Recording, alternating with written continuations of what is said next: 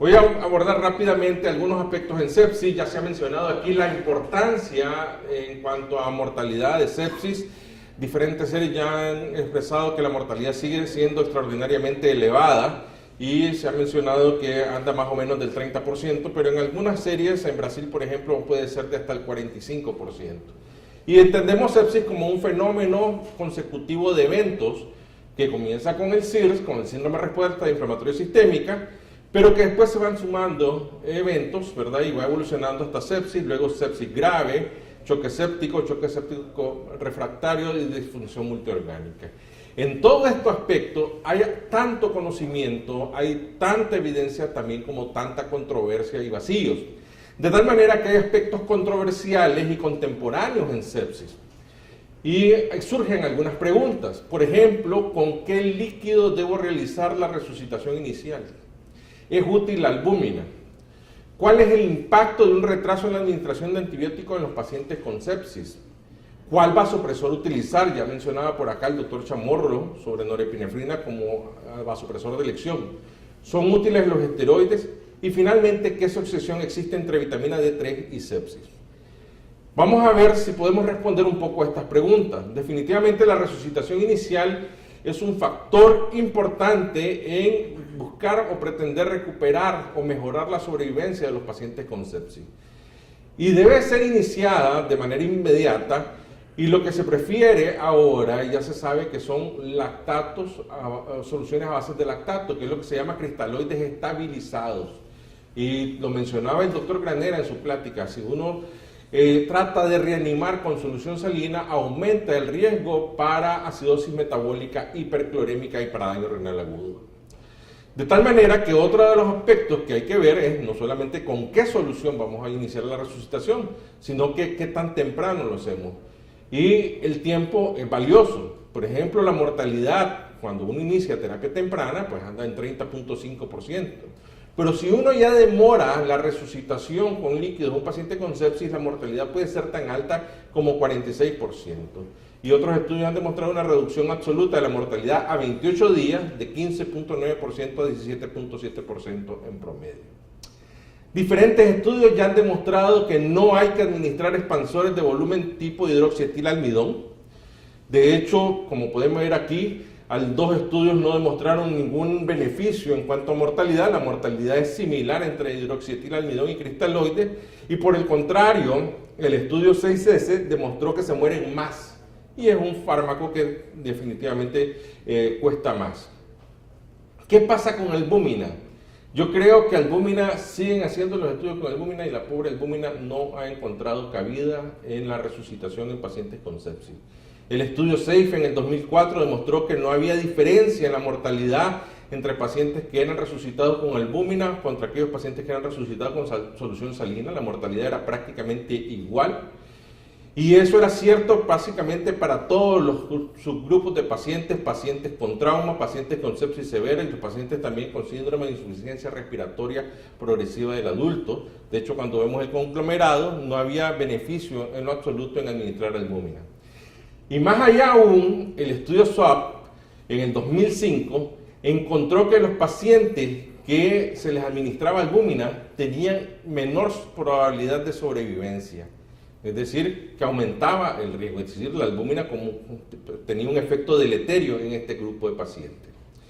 Hay un estudio más reciente de este año en el New England Journal sobre el reemplazo de albúmina en pacientes con sepsis severa o choque séptico, donde evaluaban los efectos de la administración de albúmina más cristaloides hasta alcanzar un nivel de 3 gramos versus cristaloides en pacientes con sepsis grave o choque séptico. Y otra vez pueden ver, no hay diferencia, hicieron un seguimiento de hasta 90 días y la P no demostró significancia estadística. De tal manera que siguen la pobre albúmina a un lado, y yo creo que desafortunadamente todavía vemos algunas unidades de cuidados intensivos donde hacen uso de albúmina, y eso ya solo se ha encontrado evidencia que sirve en un subgrupo de pacientes, que son los pacientes que tienen peritonitis bacteriana espontánea. Fuera de ese subgrupo, albúmina no tiene ningún rol. Y hay un metaanálisis más reciente, que fue publicado el mes pasado en el Annals of Internal Medicine, Y en este meta-análisis pueden ustedes observar nuevamente que por acá cae el total, no favorece ni coloide ni favorece cristaloide, es igual. Entonces, definitivamente no hay que utilizar albúmina y la resucitación se recomienda entonces con cristaloides, sobre todo los cristaloides estabilizados como es lactato Ringer. ¿Qué pasa con el impacto en un retraso en la administración de antibióticos en los pacientes con sepsis? La siguiente gráfica ya la presentó el doctor Quant y ustedes pueden ver cómo vamos retrasando la primera dosis de antibiótico, ¿verdad? Después del inicio de la sepsis o después del diagnóstico establecido, pueden ver cómo la mortalidad va aumentando. Y también hay otros estudios que refuerzan eso. Si uno retrasa la administración de antibióticos más de 1 hora, entonces la mortalidad puede llegar a ser del 33%. Pero si uno interviene y el antibiótico es administrado tempranamente, la mortalidad se reduce a 19.5%. Hay un estudio publicado hace un par de meses en el Critical Care Medicine y buscaba relacionar la asociación entre el tiempo de la administración del antibiótico y mortalidad y efectivamente viene a corroborar estos hallazgos. Ustedes pueden ver cómo conforme el tiempo de administración del antibiótico va prolongándose, la mortalidad también va aumentando. Y si lo vemos desde el punto de vista en esta tabla con razones de momio, ustedes pueden ver, tomando como referencia la primera hora, ¿verdad? Desde el momento que se hace el diagnóstico o se aborda el paciente, si alguien ya demora, por ejemplo, 4 horas de administración de antibiótico, eso quiere decir que la mortalidad aumenta 19 o a 24%. Tiene 1.19 veces o 1.2 veces en promedio más probabilidad de morir.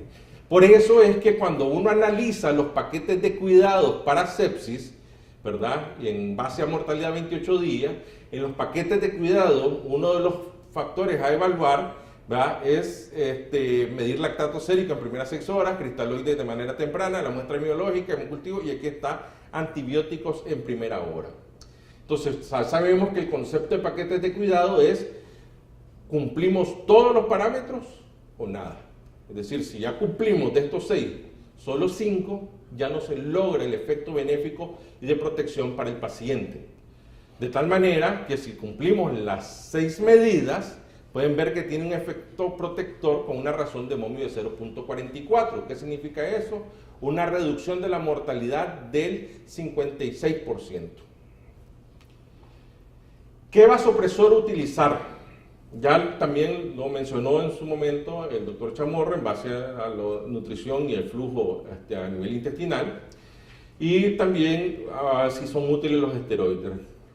Bueno, la meta es tener una presión arterial media mayor o igual a 65 milímetros de mercurio. Definitivamente el vasopresor de elección es norepinefrina. Ya no usar dopamina a dosis bajas para supuesta protección renal, ya se sabe que eso no funciona y por el contrario los pacientes aumentan la probabilidad de morir. Y luego utilizar epinefrina si no hay respuesta, y también se puede utilizar vasopresina. Y si hay disfunción miocárdica, uno lo que debe utilizar es dobutamina. El estudio SOAP demostró que la mortalidad era mayor en los pacientes que utilizaban dopamina que en los pacientes que no utilizaban dopamina. Y aquí pueden ver cómo hay un efecto protector si se utiliza norepinefrina comparado con dopamina en el caso de mortalidad a corto plazo, arritmia supraventricular y arritmia ventricular. Los esteroides deben de ser iniciados en pacientes que no restauran estabilidad hemodinámica a pesar de la administración del cristaloide y a pesar de tener vasopresores administrados adecuadamente. Si el paciente no tiene choque, entonces se recomienda no utilizarlo. Entonces, más bien la indicación sería que los pacientes en estado de choque que no están respondiendo al tratamiento o que han respondido al tratamiento y cuando queremos comenzar el destete, ¿verdad? El descenso de los vasopresores, se vuelve a caer la presión arterial. Se ha demostrado también menor mortalidad en cuidados intensivos de los 28 días hospitalarios y, como decía, 1.6 veces más probabilidad de revertir el choque en estos pacientes. Hay un metaanálisis que pueden ver acá, donde definitivamente favorece la utilización de esteroides en diferentes contextos. ¿Cuánto esteroide y cómo utilizarlo? La recomendación es, fíjense bien, tan solo 200 miligramos de hidrocortisona por día. Todavía nos seguimos y nos escandalizamos viendo las dosis masivas o megadosis que vemos que a veces utilizan en pacientes con choque, ¿verdad?, de esteroides. Son tan solo 200 miligramos por día y tienen que ser administrados en una infusión continua para 24 horas. No 50 miligramos IV en bolus cada 6 horas. ¿Por qué? Porque si bien el efecto puede ser similar, uno tiene que también buscar cómo no producir más efectos adversos. Y entonces los episodios de hiperglicemia se disminuyen sensiblemente si uno administra los corticoides en infusión continua para 24 horas. La pregunta final era ¿qué asociación existe entre vitamina D3 y sepsis? Y comentábamos hace un momento con el doctor Granera sobre relación entre vitamina D3 y daño renal agudo, por ejemplo. Entonces ya está bien demostrado, y creo que eso es uno de los avances que más hemos tenido en el último par de años en el hospital, y es que tenemos la capacidad de medir los niveles de vitamina D3 y los resultados están un par de horas, pues, entonces, a lo sumo. Y estamos encontrando realmente una prevalencia alta de pacientes con insuficiencia y deficiencia de vitamina D3. Pacientes incluso sin antecedentes patológicos previos, una prevalencia realmente alta, y uno pensaría que en Nicaragua, país soleado, todos tenemos niveles adecuados de vitamina D3. Eso es falso. Yo siempre hago esta pregunta cuando estoy en un auditorio: ¿cuántos de los que estamos aquí nos hemos medido nuestros niveles de vitamina D3? Levantemos la mano. 1, 2, 3, 4, 5, 6, 7. ¿Ok? 8.